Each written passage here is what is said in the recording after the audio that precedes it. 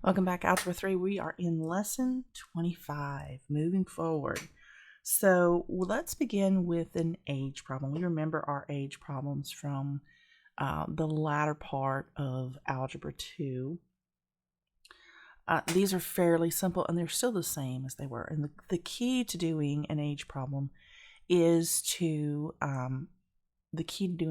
set up our table appropriately.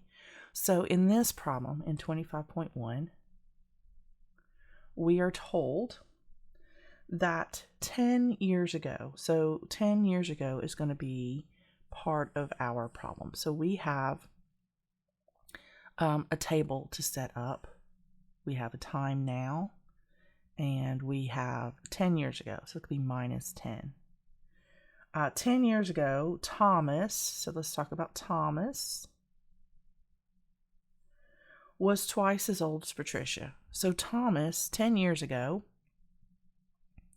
so Thomas now minus 10 years ago, was twice as old, was is our equal sign. He was twice as old as Patricia was when that was 10 years ago, right?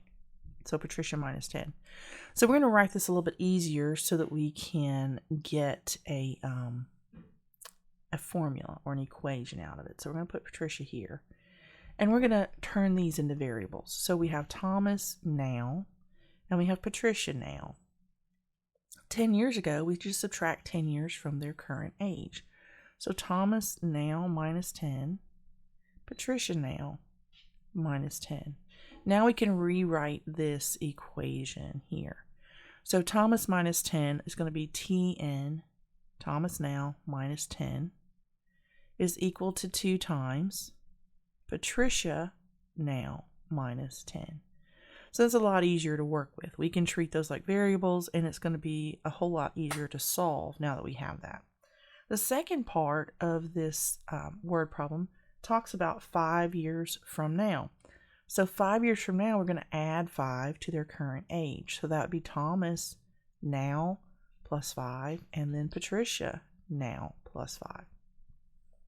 So it says 5 years from now, Thomas, so 5 years from now, Thomas, that's going to be Tn plus 5, will be, that's our equal sign, 10 years older than Patricia in 5 years. So Patricia in 5 years is Pn plus 5. That's our formula. So we have these two equations to deal with. So what I want to do with this equation, let's move it to the side temporarily. I'll put it up here. All right, so temporarily, let's see if we can find some way to substitute for one or the other of these. So I'm going to go ahead and just simplify as much as possible. Thomas now minus 10 is equal to 2 times Patricia now minus 20, because we distributed the 2. I'm going to add 10 to both sides because this one has a coefficient and this one doesn't. It's easier to solve for Thomas now. So then this cancels, and I have Thomas now is equal to 2 times Patricia now minus 10. So now I have a substitution value that I can use, and I could put that into this one. But first I want to simplify it. Thomas now plus 5 is equal to Patricia now plus 15. If I subtract 5 from both sides, I get that Thomas now is equal to Patricia now plus 10. Okay, so if this is the same as Thomas now, and this is the same as Thomas now, then I could set these two equal to one another, and then I can solve for Patricia now. So Patricia now plus 10 is equal to this one, 2 times Patricia now minus 10. So I'm going to subtract 10 from both sides. That's going to cancel that. And then I am going to subtract 2pn from both sides. That cancels. So I have a negative, this is a pn, I have a negative PN here and a negative 20 here. So both of these times negative 1. Patricia now is 20 years old. So if Patricia now is 20 years old, I can go right over here to figure out what Thomas now is, and by substituting in for Patricia. So 2 times 20 now minus 10, that's 40 minus 10. Thomas now is equal to 30. So that is both of their ages easily solved. You just have to set up your expressions for each one of these stages in their lives, 10 years ago, 5 years from now, and then use those as your substitution values in the word problem. And so that's how we do that. You just have to read the word problem and put it together in the way that makes the most logical sense by using these expressions.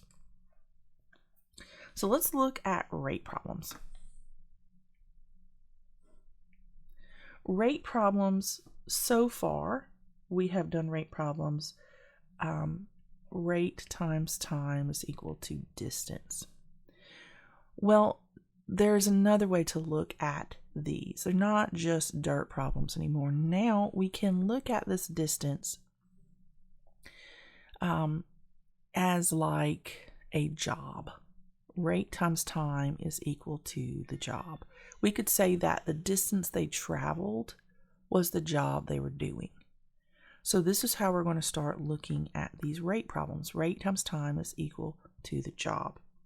So for instance, the job we had before was 40 miles per hour for 2 hours. Okay. Hours would cancel. 40 times 2 would be 80 miles. 80 miles is the job they were working. That's the job they were able to complete in 2 hours going at this speed. So we could look at it as 40 bottles. Maybe they're filling bottles or drinking bottles. Depends on what's in the bottle. Maybe 40 bottles per minute. Let's say they're washing. That's a lot of bottles to wash. And they work for 2 minutes.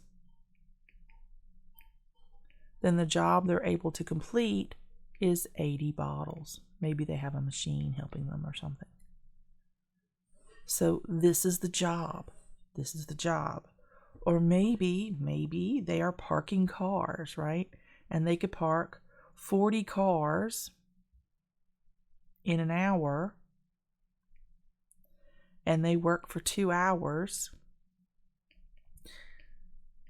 So they end up parking 80 cars. So if you look at it, it's almost like the way we solve a unit conversion problem. How our units cancel out, the unit of measure itself cancels out. Whatever's in the numerator here cancels whatever's in the denominator here. And you can always envision that this is a whole number over 1 if that helps your brain to do it straight across the top and the bottom. So that's how we would do this. That's how we need to look at it now. Instead of rate times time is equal to distance, rate times time is equal to the job that we're doing. And in these previous travel problems, the job was the distance. We had to travel the distance. That's what we had to do. Or what whoever it was that was doing had to do. So I'm going to pop up a problem on here. This is going to be 25.2. Actually, I'm not going to write it all out.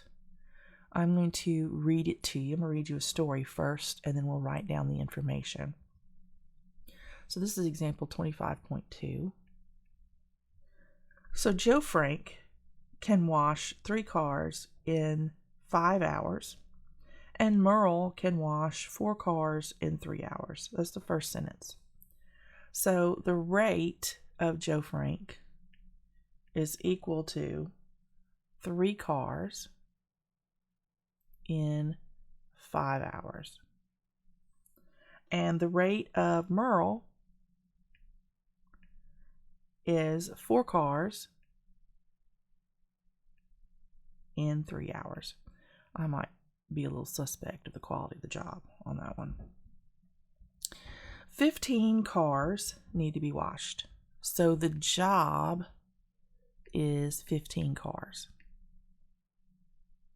Okay. If Joe Frank works for 2 hours and is then joined by Merle, how long will Merle and Joe have to work together to finish washing the 15 cars? So we hold up. Before we start putting all of this in, we have to figure out how many cars did Joe Frank wash alone?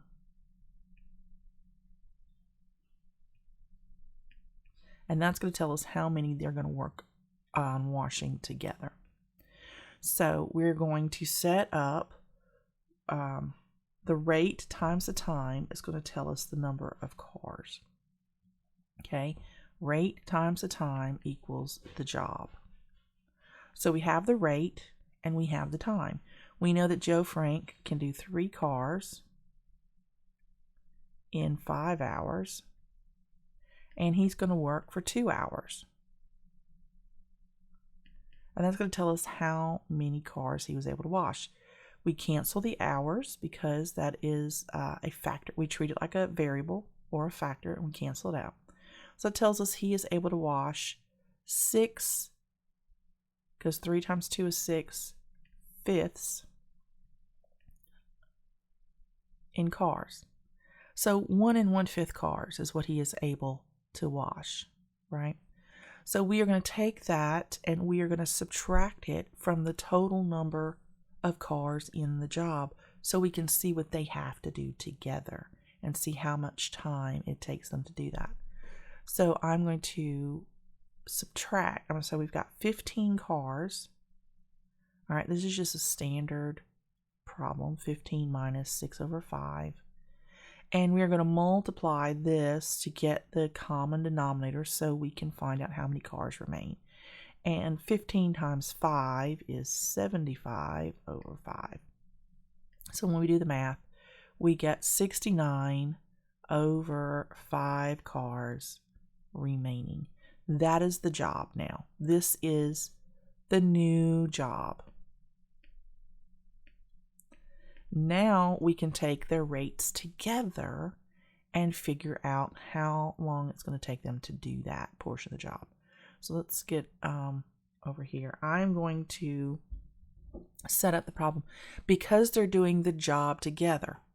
Okay, here's our little diagram. So we have the job, the total job is 69/5 cars. And we know that we have both of these guys working together. We have Joe Frank and Merle. So their efforts together gives us this total job. You could think of it as they're traveling together on this total distance, right? So this one plus this one is equal to the job at hand. So that's what we're going to do for our problem. We're going to write it like RJF times TJF. So the rate and the time of Joe Frank plus the rate times the time of Merle is equal to 69/5. Okay? We don't know what the time is. We don't know the time of Joe Frank, but we know because they're working together that their time is going to be equal. So we don't have to use specific individual variables for time because it's the same. It's the same time. So we can just use T. So that's what I'm going to do. I'm going to erase the specificity of whose time it is because they're working for the same amount of time. And that allows me to simplify by removing, instead of having 3 variables, or 4 variables, now we only have 3 variables. That's going to help us out. But now I could put in the rate of Joe Frank and the rate of Merle. So my rate for Joe Frank is 3 cars in 5 hours times the time plus the rate of Merle, which is 4 cars in 3 hours, times the time it took them both. And that's going to equal 69 over 5. Okay. Same as with any other fraction, we do not have a common denominator, so we've got to figure out what that is. And our common denominator here is going to be 15 because we have 5, 3, and 5. They're all prime. 3 times 5 is 15. That helps us out a lot. So I am going to multiply each thing by 15 in order to get that common denominator. And when I do that, I get 15 times this, 15 times this, 15 times this. The 5 cancels, and I get 3 times 3 here. The 3 cancels, and I get 5 times 4 here. And then again, the 5 cancels, and I get times 3 here. So that's going to give me 9 cars per hour times the time plus 20 cars per hour times the time, and that's going to equal 207. Yes, 207 cars. All right, we have 207 cars have to be done. So now that these have a common denominator and a like variable, we can add them together. And so that's going to be 29 cars per hour times the time. All right, and that's 207 cars here. So now we have this variable here times the time, so we can divide in order to find our unknown. So that's what we're going to do. We're going to divide 29 cars per hour, 29 cars per hour, and I think that's the edge of my paper. So what I'm going to do is I'm going to drag this over just a little bit so we can see it. I tend to like to line up my equal signs, but I'm going to have to make room. So I'm just going to move that over a little bit. So this would cancel entirely over here, and we would be left with time is equal to. And the same thing we would do here. Here we would have cars would be canceled out by cars. And so 207 over 29 would be the number of hours, right? So technically the way this works is you would flip this and say hours over cars to get rid of this fraction underneath. And then if you do the same thing here, there'd be times hours over cars, and then that would cancel that would cancel, that would cancel. But it's just as easy to look at the top and the bottom and flip it in your head and know that hours would be what's remaining because of these two factors are lining up together here. But the answer, which is not a very satisfactory answer at all, but the answer to the question is that time is equal to 207 divided by 29 hours. That's the answer. Don't really like it that much, but that's what it is. You really, you tend to want to resolve that. John does not resolve that in his book. He leaves it as 207 divided by 29. If I were to pull up my calculator, however, we could see about what that time was. 207 divided by 29 is equal to, it'd be, a little over 7 hours. 7 1/4 hours. So it would take them about 7 hours and 15 minutes to finish washing the other cars that they didn't finish. All right, so that's what we could roughly say, is say 7¼ hours. 7 hours and 15 minutes. That's about what we got. Oh, I'm sorry, it's not a quarter. 0.13 is an eighth. So that would be 7 1/8. 0.25 is a quarter. 0.13 rounds to 1/8. So then that wouldn't be 15 minutes. That'd be about 7 hours and 7 or 8 minutes. So, that's the time that it would take them to complete it. But John leaves it here in this fraction. When it doesn't resolve, if it's not divisible into a whole number, just like everything else he does, if it doesn't divide into a whole number, he leaves it as an improper fraction. He doesn't try to use a mixed number. He doesn't care about this. He cares about just getting the right fraction. Okay, now if it resolved into a whole number, then he typically divides it and does that. So let's do another one. No wonder I ran out of paper. I started like midway from the top.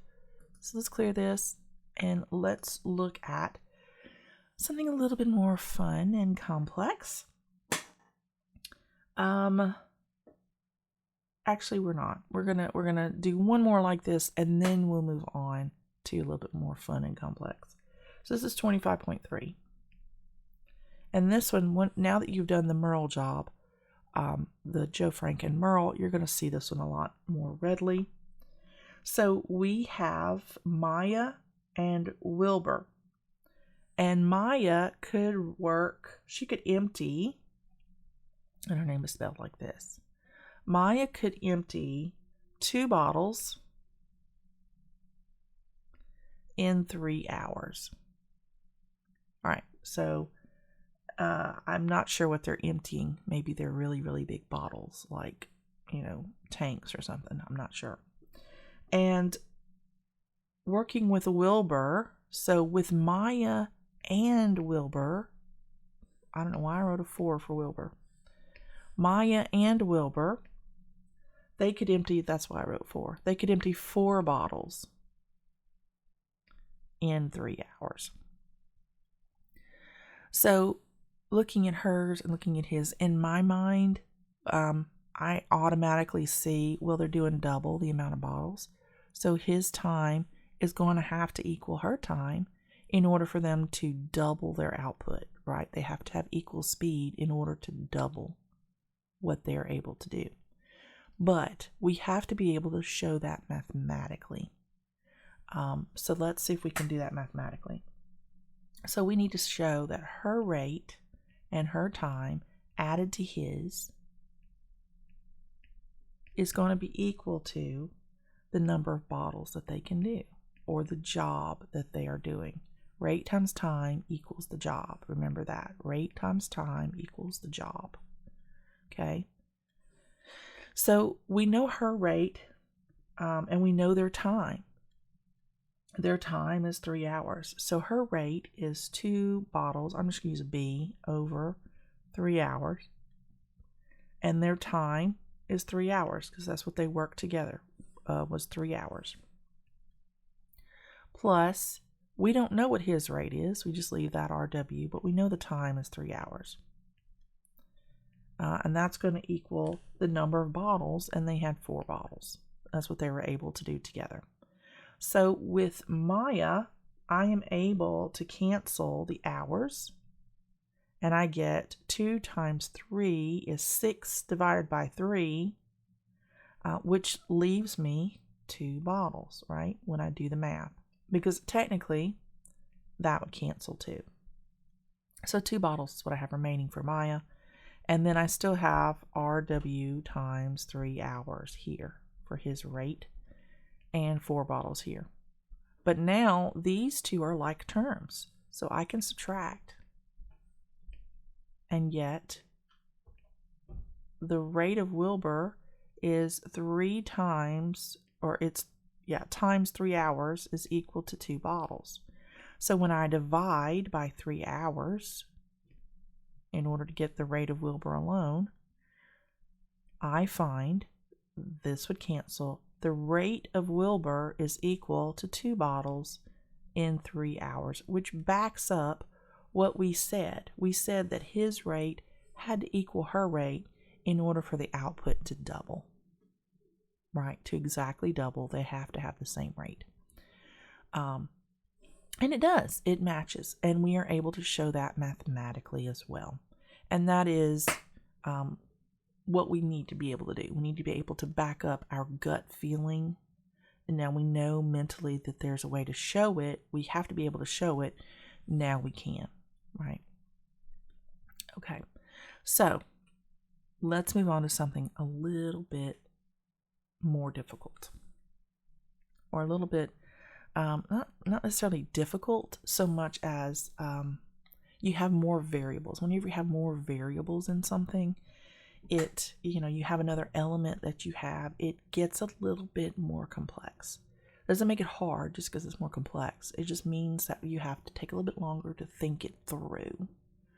So now we're going to do something where we're not just taking into account the rate and the time for the job.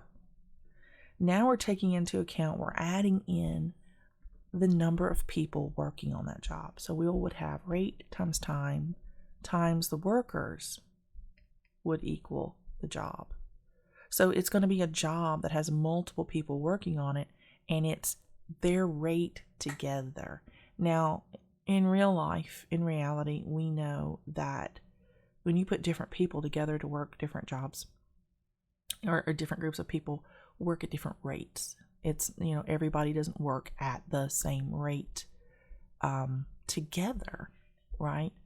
So, you might have a crew of 5 people over here, and together those 5 people can do so much faster, right? Than this group over here of 5 people where you've got people that don't get along and they move slower. This takes all of that. We're taking all of that out of account. We are depersonalizing this, and we are going to work off of the assumption that everyone's pace is static and that we can just add people to the mix and add workers or throw workers at a problem, and it would increase the amount of work they can get done. All right. That's kind of the way you have to look at it from a business standpoint. It kind of helps you, well, it doesn't kind of, that's what they use to figure out how many people they need to hire. They have a time limit or a time frame that they are working from, and they have an average rate that they can usually count on for production, so they know how many people they need to hire if that production number increases. That's what we're working on. This is how this is calculated, and this is how you would use this in business. So all of those questions that you had in pre-algebra and algebra 1 and algebra 2 is like, when does this ever apply? It's starting to. But all of the other stuff we did before, it has to be more specialized. It's very general in the early algebras, and now it's starting to become specialized so you can actually see it being applicable. So rate times workers times time. I don't know why that matters, because they're factors, and we know that doesn't matter because of the commutative property multiplication, RWT. It's just the way they have it in the book is RWT instead of RTW. So here is the problem, 25.4. And the problem says, if 5 workers can do one job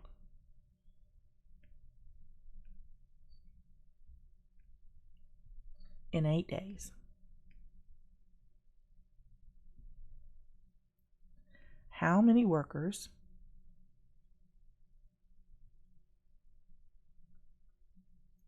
would it take to do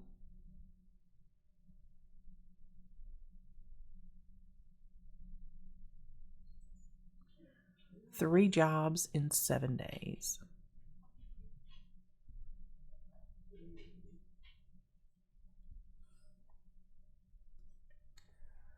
All right, so this is kind of a two-parter problem. You first have to figure out the existing rate. It's kind of like the scale factor problems we do with triangles. You have to figure out the scale factor first, and then you can apply it to the other sides.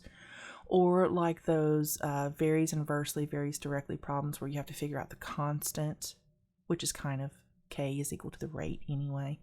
So you have to figure out the constant here, the rate of how many jobs, how many workers can do in how many days, and then apply it to the new problem, which is 3 jobs in 7 days, and figure out how many workers you need. So our first step is to figure out this part. What is the rate here? So looking at this, right, we have the rate times the workers times the time. We need to figure out the rate. So the easy way to do that is to divide by these 2 factors here. So our rate is going to be equal to the job divided by the workers times the time. Okay, so our rate here is equal to one job, and we have 5 workers and 8 days. So we are going to have a rate that is equal to 1 job and 5 times 8, that's going to be 40, and this is worker days. I'm not going to write it out. Worker days. Think of that in terms of shifts, right? How many shifts are being covered in that time period? You might only have 1 day, but you've got, 5 people working each day. So you're quadrupling or quintupling. What is 5? 5 is quintupling, right? So you got 5, you're quintupling your times 5, the amount of effort in those 8 days. So it's like the effort. You've got 40 people worth of effort in those 5 days or 8 days. But this is our rate. So now we can apply this rate to this new problem. So we go back to this original here, rate times workers times time is equal to the job, right? So what we have now, we have the rate 1 job over 40 worker days times, actually I'm just going to use parentheses, I like those better. We don't know how many workers. That's what we're trying to find out. We're saying how many workers, that's the question. And the time is 7 days. 7D. And the job is going to be 3 jobs, so 3J. That's our equation. That's what we're working from. So now we can just do some multiplication. So, get rid of this fraction here. Whatever we do to the side, we have to do this side. But we're going to do some multiplication first to combine these things. So I'm going to multiply 1 over 40 times 7.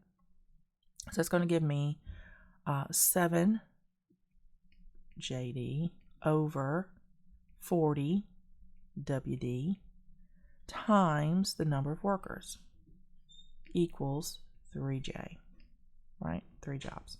So now I can kind of twisted funny here because it's making my stuff slant. Let me see if I can fix that. Now I can just multiply by the inverse operation.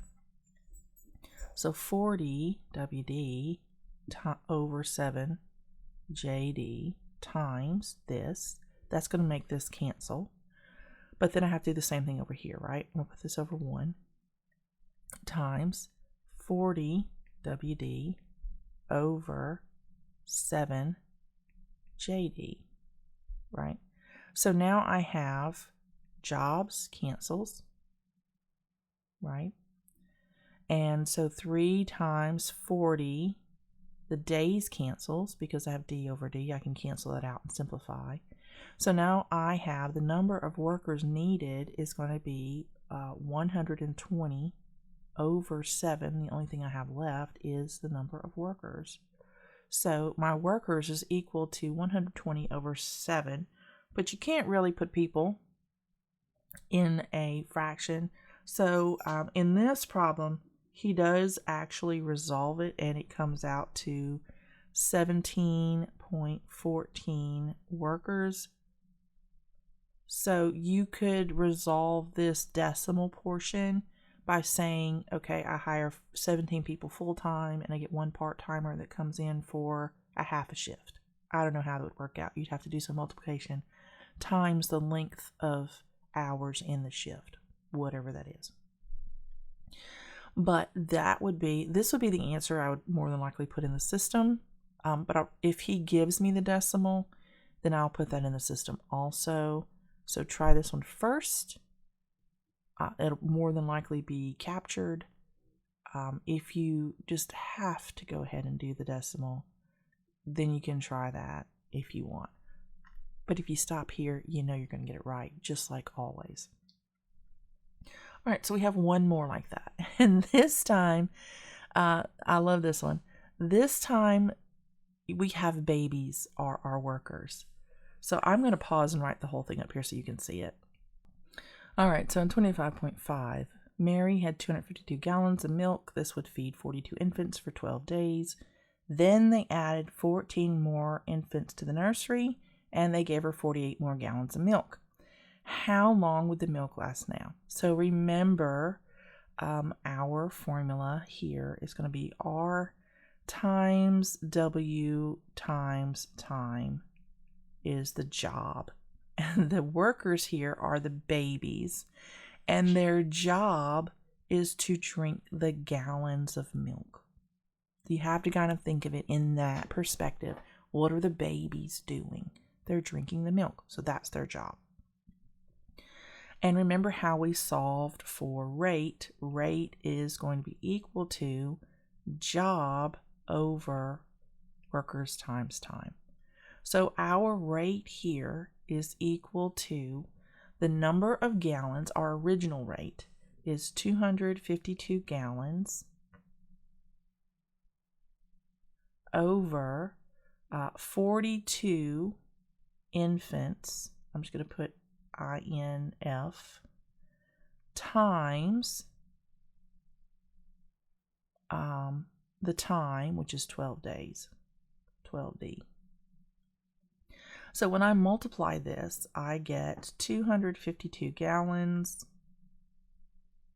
over 504 infant days. So this can be reduced. This is 252 is exactly half of 504. So my rate is 1 gallon over 2 infant days. There's my rate. Okay, so now I could take this rate and use it to solve the second part of the problem, which is the new information.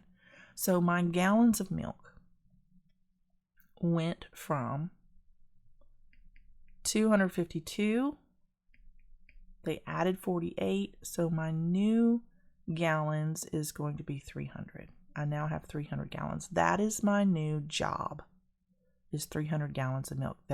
That's how much the babies have to drink, and we have to figure out how long it's going to take them to drink that. So my infants, my workers increased, and I went from having 42 workers to adding 14 more. So now I have 56 workers, so 56 infants. All right, so now I have the new job. That's the new job. And I have my new workers. All right, and I have the rate. What I don't have is the time, because that's how long, that's the time. So I have the rate, which is 1 gallon over 2 infant days. All right, that's the rate, times the number of workers that I have, and the number of workers that I have are 56 INF. I'm going to put that over 1 just to make it easy. And then I need to know the time. I don't have the time that it's going to take them, but I do have the new job, which is 300 gallons. So I can multiply here and I get 56 INF over 2 INF dash D. And I could actually, times T, I could actually go ahead and cancel the infants there. And that's going to equal 300 gallons. Well, I know for a fact that 56 is divisible by 2, and that's going to be, what is that? 28 days.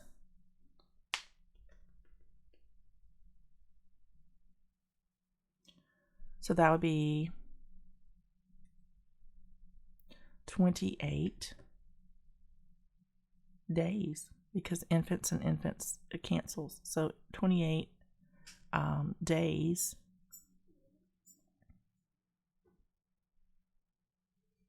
actually be 28 divided by, I think,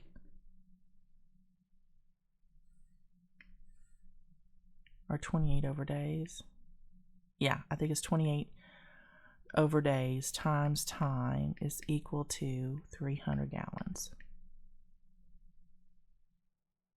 No. It's 28 gallons per day. Sorry, I wasn't supposed to cancel that. That should have been 56 gallons per infant over 2 infant days. So the infants cancel, but the gallons remain there. That was my mistake. I forgot to bring that down. And that's why I couldn't figure out, because I have days and time at the same thing. So it's 28 gallons per day is what that ends up being, because we were able to cancel infants just like a factor. So 56 gallons over 2 days gives us 28 gallons per 1 day. That's my rate that we have times the amount of days. We need to figure that out. So in order to do this, to get rid of this times a variable, I have to, again, multiply the inverse. So 1 day over 28 gallons times, same thing here, 1 day over 28 gallons. So my time is going to be equal to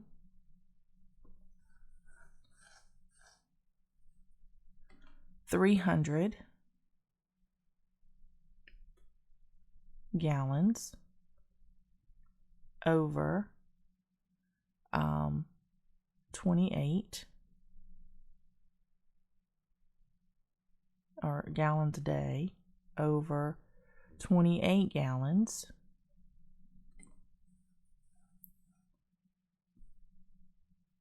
a day.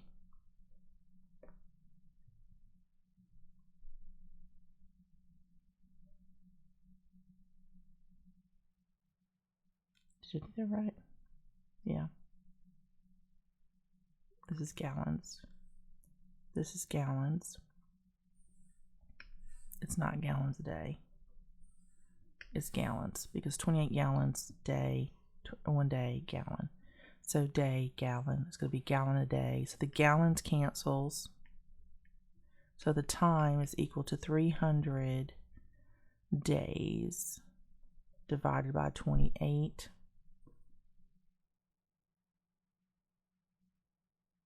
And if we do the math, that's going to be 300 divided by 28 is equal to 10.71. So 300 gallons in 28 days. So 300 divided by 28. That's our answer. 10.71 days is how long it would last. So if this is a little confusing, it's because it is. It's a little bit frustrating. You have to find that initial rate that they have here. And that's going to be the job over the workers times the time. Then you put that rate back in. For the second bit of information, that rate times the workers times the time is equal to the job. All right, then if you can, go ahead and multiply those. Cancel what you can cancel. And then we use the reciprocal. I reduced it here, and I use the reciprocal to multiply both sides in order to cancel this fraction, just like we would do any fraction times any variable. And then the hard part is all of these words, right? All of these other variables, we have to figure out how to carry them around and then cancel them out.